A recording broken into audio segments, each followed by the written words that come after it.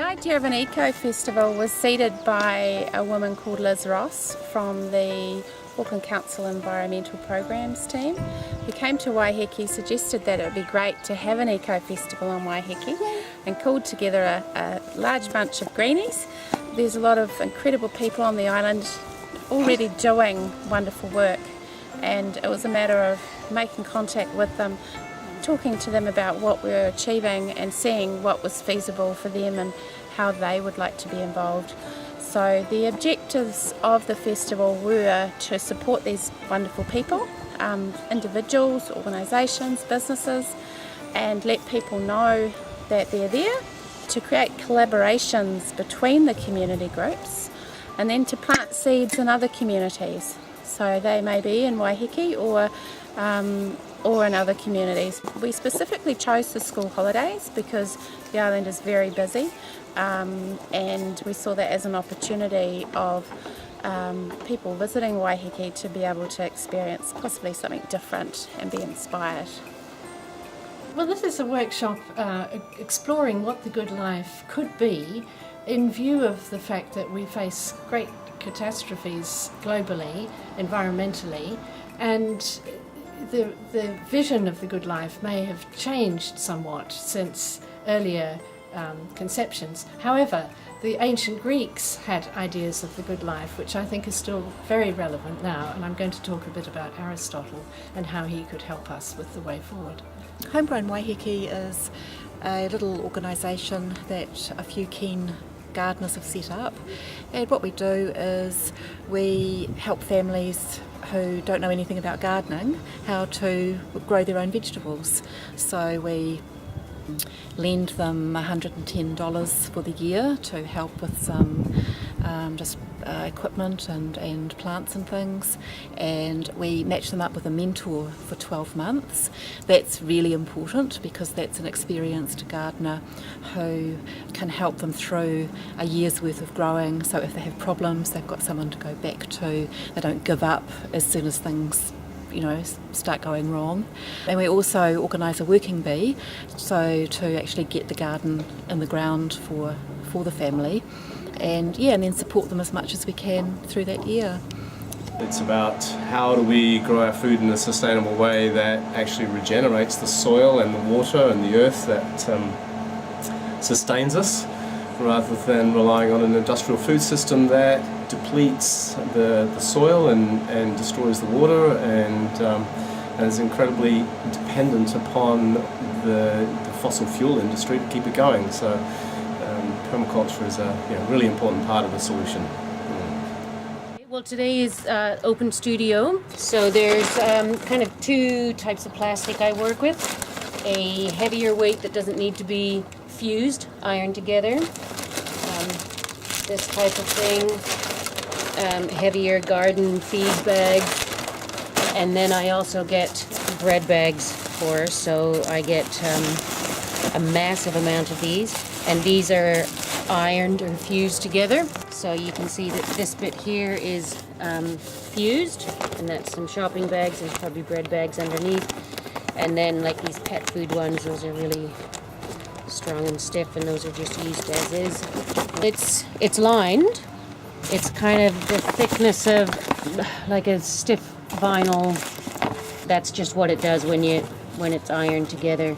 So you do get a good strong thickness to it.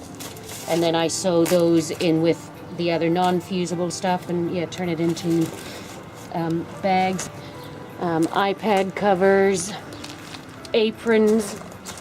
I mean, we throw away a tremendous amount of plastic packaging, but really once you start working with it all, it's just the gorgeous colors and images and combining all that.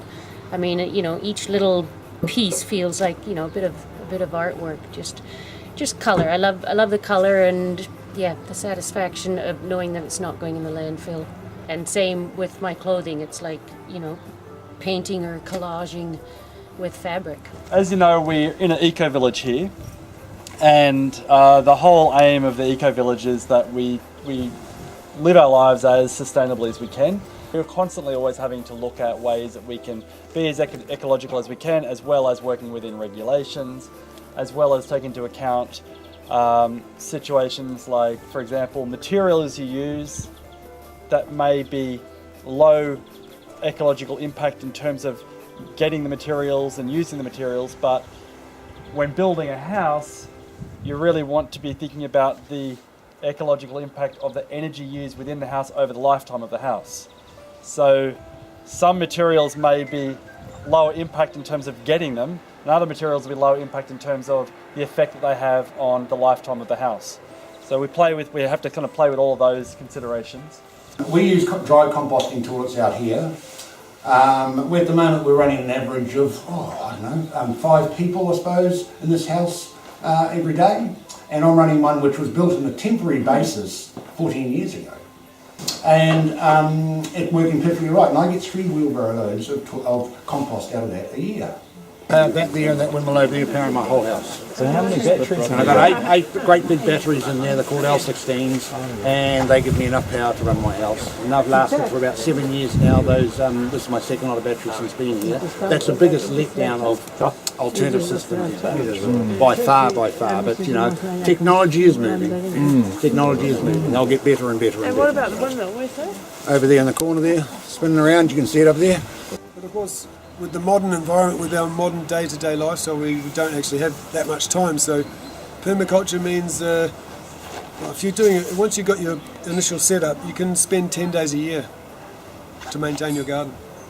But you have to stack it, and you have to just keep pruning and being aware of the cycles of each thing. We've been here nearly 20 years this December. It was just all bush, 23 acres. And then our big dream house, that's a combination of poured earth and rammed earth. What you can mostly see there is poured earth.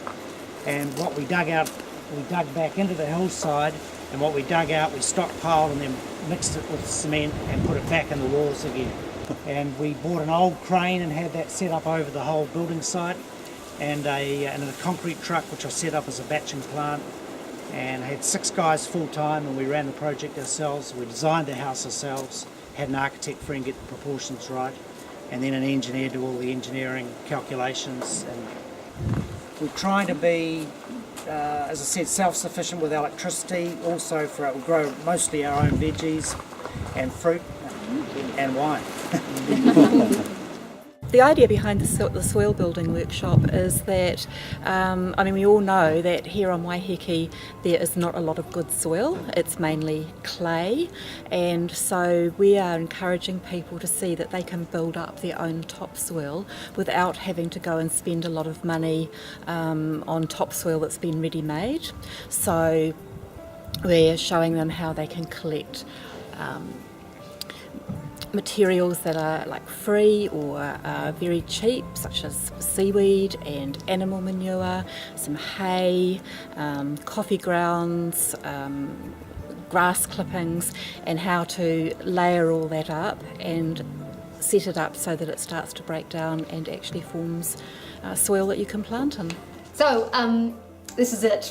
The much talked about organic garden porn calendar, my completely accidental project that sprung from my own love of organic gardening. Proceeds from the calendar are going towards supporting local growing organic initiatives here on Waiheke Island, but it's a fun kind of punny play on words and play in the garden, celebration of the sensual and erotic world that the garden is. But beyond the pretty pictures, it's actually a call for a greater awareness about how we grow our food and promoting sustainable practices around that food production. And best of all, it's encouraging you to get dirty in the best possible way. Get dirty in the garden. One island, 2 weeks, 50 events. We've done it. It was incredible. We engaged with a huge amount of people on Waiheke. We had an incredible amount of people come to the events. I'd particularly like to thank the Waiheke community for their support, all the people that were involved in the events and their families and their friends. I'd also like to thank the small team of people that worked very hard, particularly for about 6 months, and their families who allowed them to give that time, and the organisations that they normally work for. I'd like to thank the local board particularly for their support, Auckland Council and our many funders and sponsors from Waiheke and also the Greater New Zealand. There will be another festival. We are thinking a biannual event will work quite well, so we'll see you again in 2016.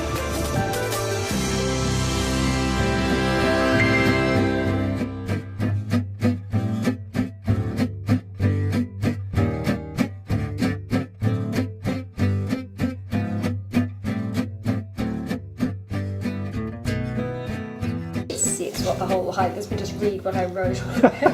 That's right. I actually need to go and, when I finish this, I need to go and put a few of these in envelopes and post them out.